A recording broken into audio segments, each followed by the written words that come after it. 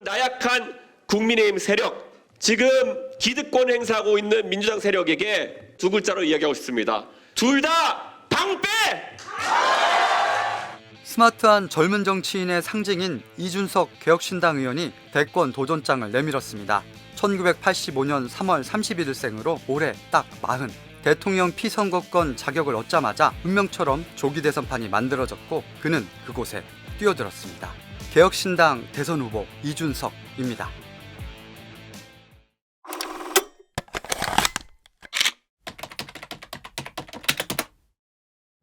정계 입문 14년 차인 그는 어떤 세상을 만들고 싶으냐는 질문에 이렇게 답합니다. 제가 언제 어디서 정치하더라도 상계동 사람들의 바람대로 내가 먹고 즐길 것을 아끼며 된 아이의 교육비가 가치 있는 세상을 만들겠습니다. 반드시 대한민국은 노력하는 사람들에게 오늘보다 더 나은 내일이 있는 그런 나라가 되어야 합니다. 서울 노원구 상계 2동, 1986년부터 이준석의 가족이 이사와 살았던 곳입니다. 상계동 학부모의 교육률은 뜨거웠습니다. 이준석이 살았던 보람 아파트에선 대학 나온 엄마들이 팀을 짜 과목을 나눈 뒤 서로의 아이들을 가르치는 품앗이 과외가 이루어졌습니다. 이준석은 그 시절 상계동을 지금보다 윤택하진 않았지만 희망이 있었다. 자녀 교육에 힘쓰고 내일이 오늘보다 나을 거란 기대감이 묻어났다. 이렇게 설명을 합니다. 바로 이준석이 강조해온 상계동 정서입니다. 그가 하버드를 졸업한 뒤 미국에 남지 않고 한국으로 돌아와 교육봉사를 시작한 배경에도 이런 상계동 정서가 크게 작용했습니다. 저는 부잣집 아들로 태어나 드라마 스카이캐슬에 나오는 것처럼 어마무시한 사교육 덕분에 과학고를 가고 하버드대를 다닌 것이 아니에요. 정확히 말하면 그럴 가정 형편이 되지 못했습니다. 저는 실력으로 과학고를 갔고 국가 장학금으로 하버드를 다녔습니다. 이준석은 서울 외곽의 서민적 동네인 상계동에서 평범한 회사원 부모 아래 넉넉하지 않게 자랐다는 이미지를 내세웁니다. 아버지의 해외 발령으로 싱가포르와 인도네시아에서 살다 해외 생활을 마친 그의 가족은 상계동이 아닌 목동에 터를 잡습니다. 목동은 강남 대치동에 필적하는 뜨거운 교육열로 유명한 사교육의 성지죠. 이준석은 이곳에서 청소년기를 보냅니다.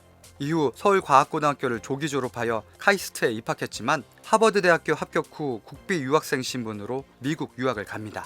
졸업 후 이준석은 한국으로 귀국해 산업기능요원으로 대체복무를 마치고 기초생활수급자 등 소외계층 학생들을 가르치는 비영리 교육봉사단체 배움을 나누는 사람들을 설립하여 대표교사로 활동합니다. 그리고 정치와의 인연도 이곳에서 시작됩니다.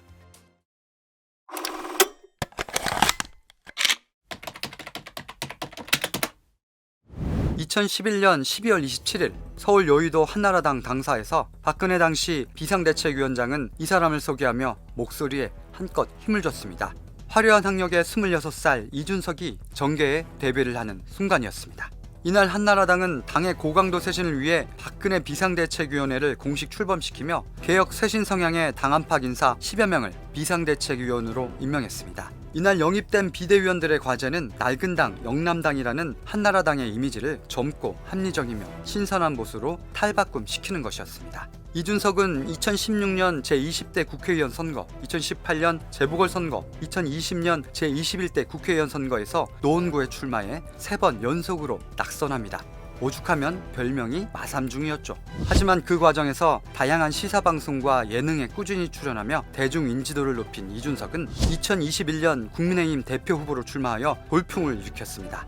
헌정사상 최연소 보수정당 대표가 됩니다. 임기 시작부터 대표 전용차가 아닌 따릉이와 대중교통을 타고 국회에 출퇴근을 하고 이른바 서진 정책을 펼치며 개혁적 행보를 보여줍니다. 거기에 유튜브와 SNS 중심의 뉴미디어 환경으로 전환되는 흐름과 정확히 맞물려 빠르고 능숙하게 디지털 플랫폼을 활용해 대중과의 접점을 늘려가는데요. 이에 진보적 성향이 강하던 20대, 30대 유권자의 지지를 얻으며 박근혜 최순실 게이트 이후 국민의힘이 최고치의 지지율을 달성하게 됩니다.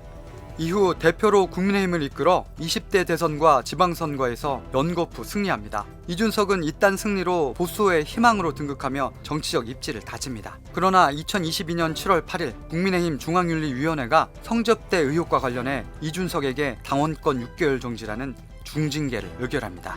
대표 직무가 정지된 이준석은 이후 모든 연락을 끊고 잠행에 들어갑니다.